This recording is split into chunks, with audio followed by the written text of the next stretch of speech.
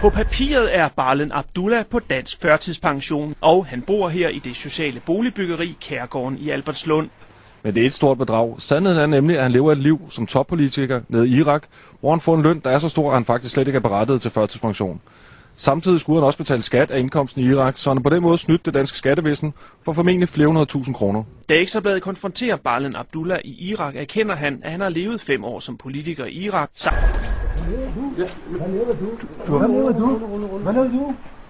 Jeg vil bare gerne stille dig nogle spørgsmål. Er de ikke færdige? Du har fået næsten 1 million kroner i førtidspension siden 2003. Har du tænkt dig at betale dem tilbage til Albertslund Kommune?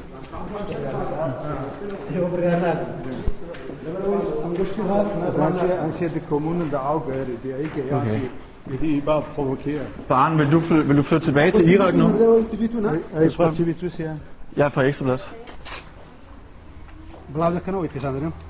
Altså, vil I også sige sandheder og sige alle de her, som jeg siger? Selvfølgelig, det er derfor vi er her. Det er det, vi vil gerne lave et interview med dig, hvor vi sætter os ned og snakker sammen i stedet for det her. Tuna malimen. Tuna malimen. Altså, I tog til min bopæl. Til din bopæl? Ja. Nu? Nej. Altså, før, han minder før, I har til hans bopæl. Ja. Hvad skete der? Men jeg var بسيارتان لجيراننا كاني من كرت كأمن تسلم يجلس سفرهم كل يوم كردستان خوم خزانة كم من ذلك كانوا. Har I spurgt altså min nabo, hvor mange gange har vi bedt i Kurdistan? Vi har fået oplyst, at du er halvår i Kurdistan, og så er du halvår i Danmark. Hvem har I spurgt? Det er Barlen selv, der har oplyst det, da vi talte med ham i Irak. Salman. Hvor mange måneder siden? Hvor mange måneder siden? Hvor mange måneder siden? Siden at vi har talt med ham i Irak? Nej, Salman, kan du ikke Salman lade Salman gør det. Hvor mange måneder har været der i Irak? Det kan jeg ikke vide. Det kan du selv fortælle. Er det sådan, eller television derinde? زيران كان man persiva أو عائلة تندين ما انقليرنينا. I siger i jeres, altså Ekstrabladet, I siger, at den her familie har ikke været i deres lejlighed i mange måneder. I Albertslund. Ja. بكوات إيه ودرويش جورتان كردوا. Så I er fuld af løgn.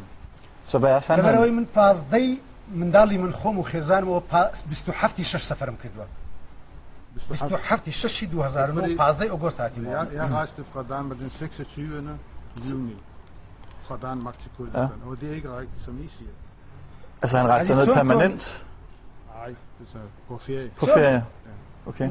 Ekstrabladet eller Kurdistan مقابلة اللي قرم كرديا. Altså jeg har været i interview med Ekstrabladet i Kurdistan. Ja. فيهم قلتم من لقمنا ركارم ولا فيينا اللي كان لكردستان لفيينا.